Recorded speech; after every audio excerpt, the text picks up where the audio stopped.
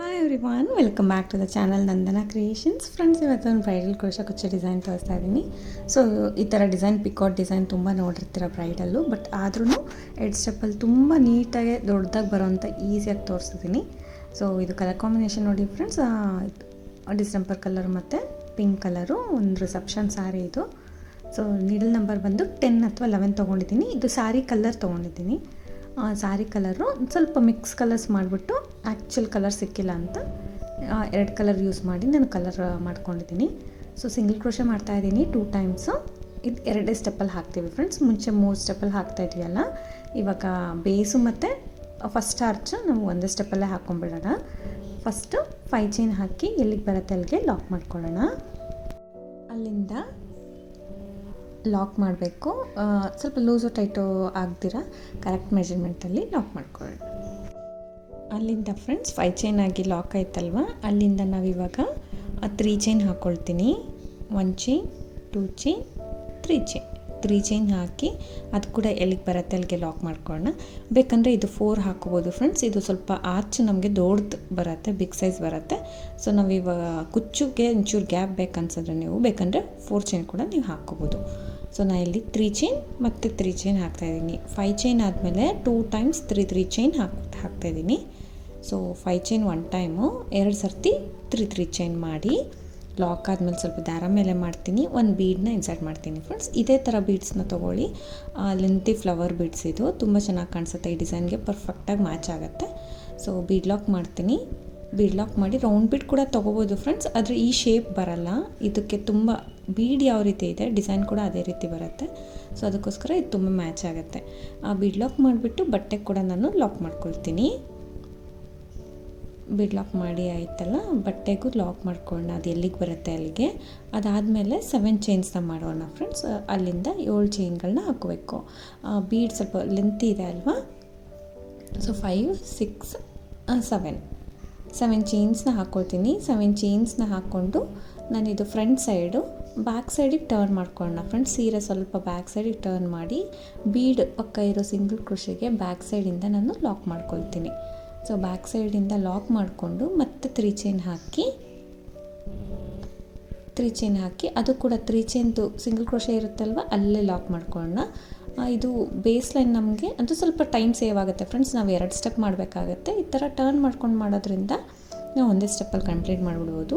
ನೋಡಿ ಇವಾಗ 7 ಚೈನ್ ಹಾಕಿದ್ದೀನಿ ಬೀಡಿಂದ, ಮತ್ತು 3 ಚೈನ್ ಹಾಕಿ ಕೂಡ ಲಾಕ್ ಮಾಡಿದ್ದೀನಿ. ಸೊ ಇದು ಲಾಕ್ ಆದ ತಕ್ಷಣ ಫ್ರಂಟ್ ಸೈಡಿಗೆ ಟರ್ನ್ ಮಾಡ್ಕೊಳ್ಳೋಣ. ಟರ್ನ್ ಮಾಡ್ಕೊಂಡು ಅಲ್ಲಿಂದ ಇವಾಗ ನಾವು ಕಂಬಗಳನ್ನ ಸ್ಟಾರ್ಟ್ ಮಾಡ್ಕೊಳ್ಳೋಣ. ಟ್ರಿಪಲ್ ಕ್ರೋಶೆ ಮಾಡ್ತಾಯಿದ್ದೀನಿ, ಅಂದರೆ 2 ಸರ್ತಿ ನೀಡಲ್ ಮೇಲೆ ದಾರ ಸುತ್ಕೋಬೇಕು. ಈ ಬೀಡ್ ಕೆಳಗಡೆ ಏನು 7 ಚೈನ್ ಇದೆ ನಮಗೆ, ಆ 7 ಚೈನ್ ಒಳಗಡೆ ನೀಡಲ್ನ ಹಾಕಿ ದಾರನ ತಂದು 4 ದಾರ ಆಗುತ್ತೆ ನೀಡಲ್ ಮೇಲೆ. ಸೊ 2 ದಾರ 1 ಮಾಡ್ಕೊಳ್ಳೋಣ, ಮತ್ತು 2 ದಾರನ 1 ಮಾಡ್ಕೊಳ್ಳೋಣ, ಮತ್ತು 2 ದಾರನ 1 ಮಾಡ್ಕೊಳ್ಳೋಣ. ಟ್ರಿಪಲ್ ಕ್ರೋಶೆನ ಮಾಡ್ತಾಯಿದ್ದೀನಿ ಫ್ರೆಂಡ್ಸ್. ಸೊ ಟ್ರಿಪಲ್ ಕ್ರೋಶೆನ ಮಾಡಿಕೊಂಡು ಹೋಗಬೇಕು. ಇದು 7 ಚೈನ್ ಏನಿದೆ ಕಂಬಗಳು, ಸೊ ಅಷ್ಟಕ್ಕೂ ನಾವು ಟ್ರಿಪಲ್ ಕ್ರೋಶೆನ ಮಾಡ್ತೀನಿ. ಸೊ ಒಟ್ಟು ಇಲ್ಲಿ 13 ಕಂಬಗಳನ್ನ ನಾನು ಹಾಕ್ತೀನಿ ಫ್ರೆಂಡ್ಸ್. ನಾವಿಲ್ಲಿ 2 ಸರ್ತಿ 3 ಚೈನ್ ಮಾಡಿದ್ವಿ ಅಲ್ಲ, ಒಂದು ಸರ್ತಿ ಫ್ರಂಟ್ ಸೈಡಿಂದ, ಒಂದು ಸರ್ತಿ ಬ್ಯಾಕ್ ಸೈಡಿಂದ. ಸೊ ಅದನ್ನು ಒಂದು 3 ಚೈನ ನಾವು ಕಂಬ ಥರ ಕನ್ಸಿಡರ್ ಮಾಡ್ಕೊಳ್ತೀನಿ. ಸೊ ನಾನಿಲ್ಲಿ 13 ಟ್ರಿಪಲ್ ಕ್ರೋಶೆನ ಹಾಕ್ಕೋತೀನಿ. ಲಾಸ್ಟ್ ಕಂಬನ ಒಂದು ಎಕ್ಸ್ಟ್ರಾ ಹಾಕ್ಕೋಬೇಕು, ತೋರಿಸ್ತೀನಿ. 13 ಟ್ರಿಪಲ್ ಕ್ರೋಶೆನ ನಾನಿಲ್ಲಿ ಹಾಕ್ಕೊಳ್ಳೋಣ.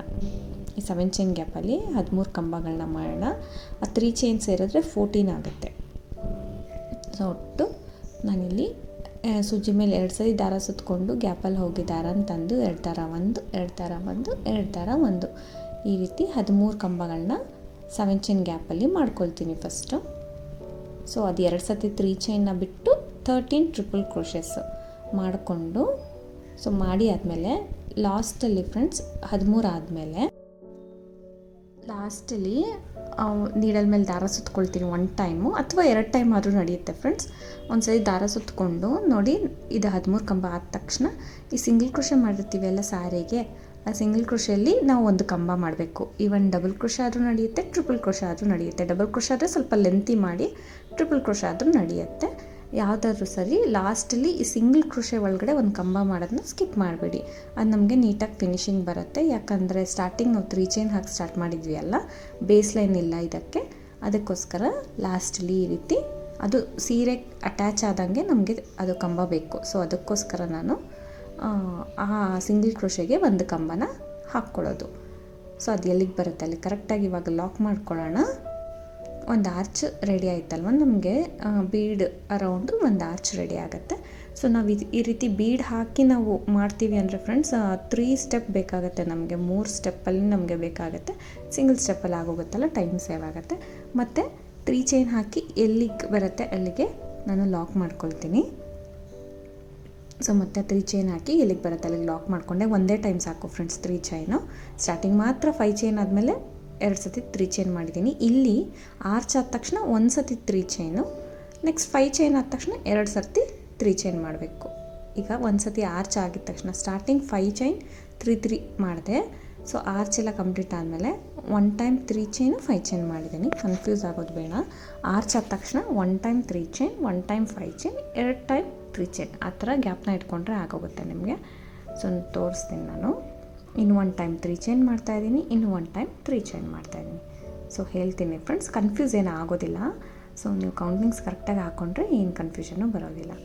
ಸೊ ನೋಡಿ, ಇಲ್ಲಿ ಆರ್ಚ್ ಆಗಿದ ತಕ್ಷಣ ಕೌಂಟ್ ಇಟ್ಕೊಳ್ಳಿ. 1 time 3 chain, 1 time 5 chain, next 2 times 3 chain, 5 3 5 3 3 3 5 3 3 ಆ ಥರ ಚೈನ್ಸ್ನ ಕೌಂಟ್ ಮಾಡಿ ಗ್ಯಾಪ್ನ ಮಾಡ್ಕೊಳ್ಳಿ. ಸೊ ಸಿಂಗಲ್ ಕ್ರೋಶೆ ಆದ ತಕ್ಷಣ, ಅಂದರೆ ಲಾಕ್ ಆದ ತಕ್ಷಣ ಬೀಡನ್ನ ಇನ್ಸರ್ಟ್ ಮಾಡಿ ಬೀಡ್ ಲಾಕ್ ಮಾಡಿ ಬಟ್ಟೆ ಕೂಡ ಲಾಕ್ ಮಾಡ್ಕೋಬೇಕು. ಸೊ ಬಟ್ಟೆ ಕೂಡ ಎಲ್ಲಿಗೆ ಬರುತ್ತೆ ಅಲ್ಲಿಗೆ ಲಾಕ್ ಮಾಡ್ಕೊಳ್ಳೋಣ. ಈವನ್ 3 ಚೈನ್ ಬದಲು ಫ್ರೆಂಡ್ಸ್ ನೀವು 4 ಚೈನ್ ಕೂಡ ಹಾಕ್ಕೋಬೋದು. ಯಾಕಂದರೆ ಎಷ್ಟು ಗ್ಯಾಪ್ ಬರುತ್ತೆ ದೊಡ್ಡ ದೊಡ್ಡ ಆರ್ಚ್ಗಳಿಗೆ, ಸ್ವಲ್ಪ ಗ್ಯಾಪ್ ಇದ್ರೂ ತುಂಬ ಚೆನ್ನಾಗಿ ಕಾಣಿಸುತ್ತೆ.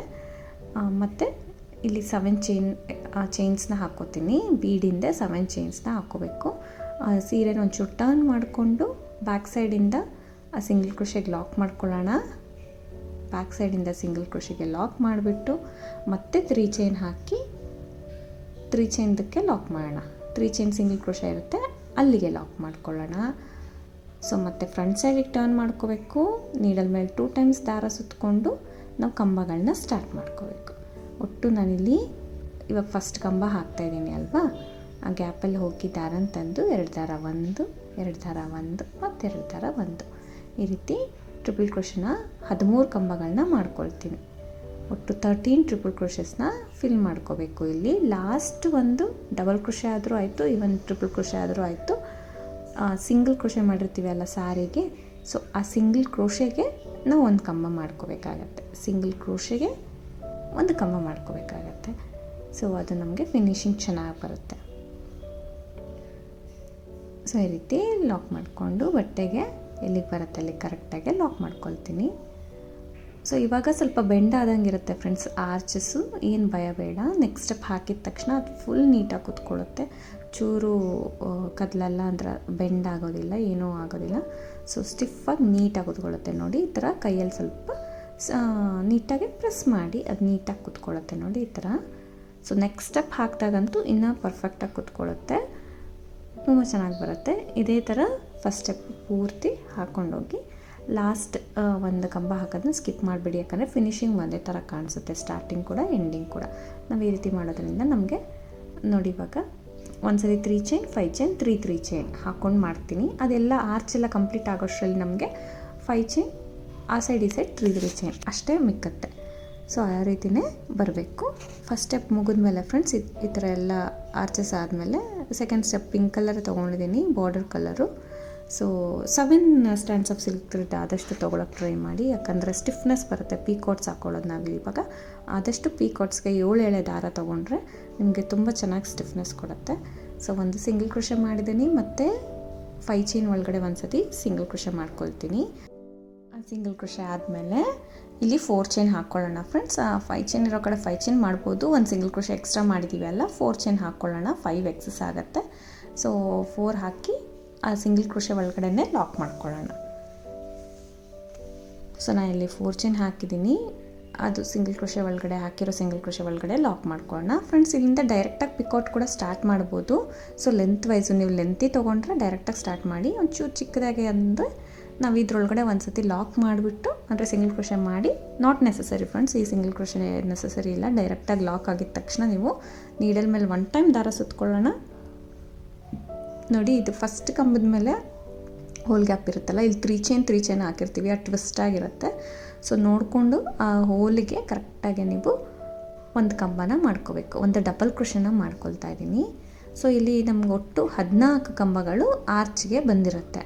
ನಾವು 7 ಹಾಕಿ ಮಿಡ್ಲಲ್ಲಿ ಬೀಡ್ ಹಾಕ್ಬೋದು, ಬಟ್ ನಾನು 8 ಹಾಕಿದ್ದೀನಿ. ಯಾಕಂದರೆ ಈ 3 ಚೈನ್ ಏನಿದೆ ಅದ್ರ ಟ್ವಿಸ್ಟಿಗೆ ಕೂಡ ನಾನು ಒಂದು ಕಂಬನ ಮಾಡಿದ್ದೀನಿ. ಅದಕ್ಕೋಸ್ಕರ ಬೇಕಂದರೆ ಅದು ಸ್ಕಿಪ್ ಮಾಡಿ ಫಸ್ಟ್ ಕಂಬದ ಮೇಲಿರೋ ಹೋಲ್ ಗ್ಯಾಪ್ಗೆ ನೀವು ಮಾಡ್ಕೋಬೋದು.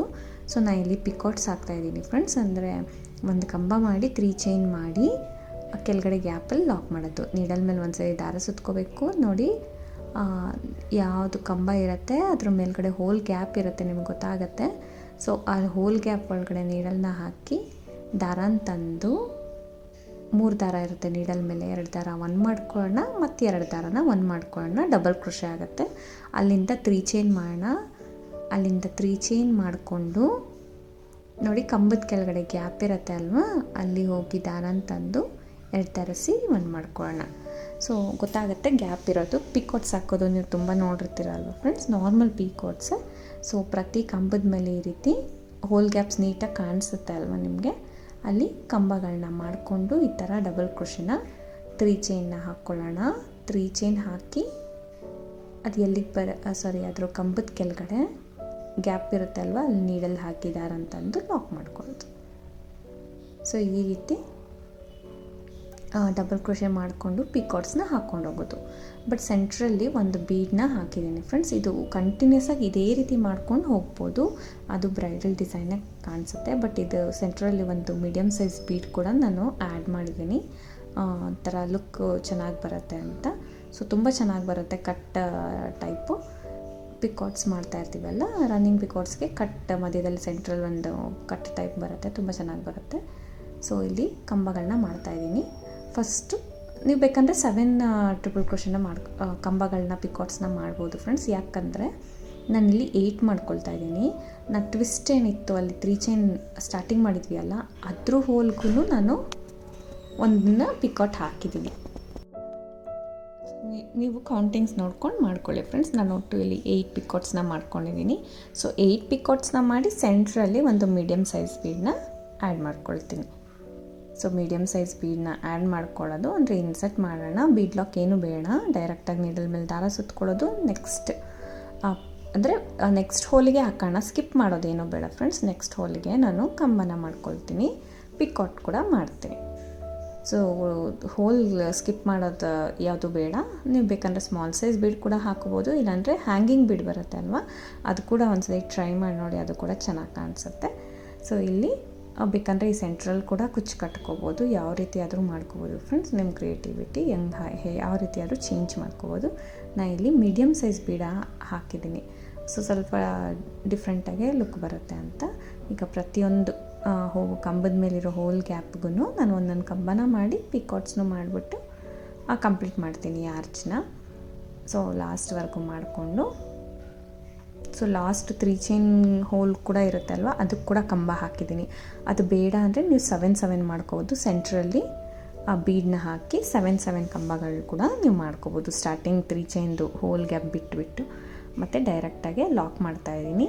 ನಿಮಗೆ ತುಂಬ ಕಂಜೆಸ್ಟ್ ಅನಿಸಿದ್ರೆ ಫ್ರೆಂಡ್ಸ್, ನೆಕ್ಸ್ಟ್ 5 ಚೈನ್ ಇದೆಯಲ್ಲ, ಅಲ್ಲಿ ಸಿಂಗಲ್ ಕ್ರೋಶೆಗಳು ಡೈರೆಕ್ಟಾಗಿ ಅಲ್ಲೇ ಲಾಕ್ ಮಾಡ್ಕೋಬೋದು. ಬೇಕಂದರೆ ಈ ಸಿಂಗಲ್ ಕ್ರೋಶೆ ಸ್ಕಿಪ್ ಮಾಡಿ ನಿಮಗೆ ಇನ್ನೂ ಬ್ರಾಡ್ ಬೇಕಂದರೆ ನೀವು ಅಲ್ಲಿ ಒಂದು 2-3 ಟೈಮ್ಸು ಸಿಂಗಲ್ ಕ್ರೋಶೆಗಳು ಮಾಡಿಕೊಂಡ್ರೆ ಡೈರೆಕ್ಟಾಗಿ ಅದು ನಡೆಯುತ್ತೆ. 5 ಚೈನ್ ಏನಿದೆ, ನಾನಿಲ್ಲಿ 5 ಚೈನ್ ಇರೋ ಕಡೆ 5 ಚೈನ್ ಹಾಕ್ತಾಯಿದ್ದೀನಲ್ಲ, ನೀವು ಬೇಕಂದರೆ ಅಲ್ಲಿ ಒಂದು 3 ಸಿಂಗಲ್ ಕ್ರೋಶೆ ಹಾಕೋರು ನಡೆಯುತ್ತೆ.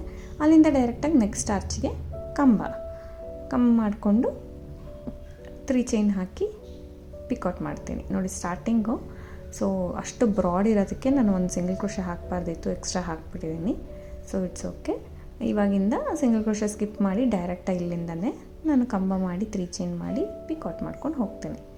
ಸೆಂಟ್ರಲ್ ಒಂದು ಬೀಡ್ ಆ್ಯಡ್ ಮಾಡೋದು, ಬರೀ ಪಿಕಾಟ್ಸ್ ಮಾಡ್ಕೊಂಡು ಹೋಗೋದು. ಈಸಿ ಇದೆ ಫ್ರೆಂಡ್ಸ್. ಡಿಸೈನು ಹಾಕಿದೆ ಗೊತ್ತಾಗಲ್ಲ, ತುಂಬ ಬೇಗ ಆಗೋಗುತ್ತೆ. ಡಿಸೈನ್ ಕೂಡ ಜಾಸ್ತಿ ಅವರ್ಸ್ ತೊಗೊಳೋದಿಲ್ಲ.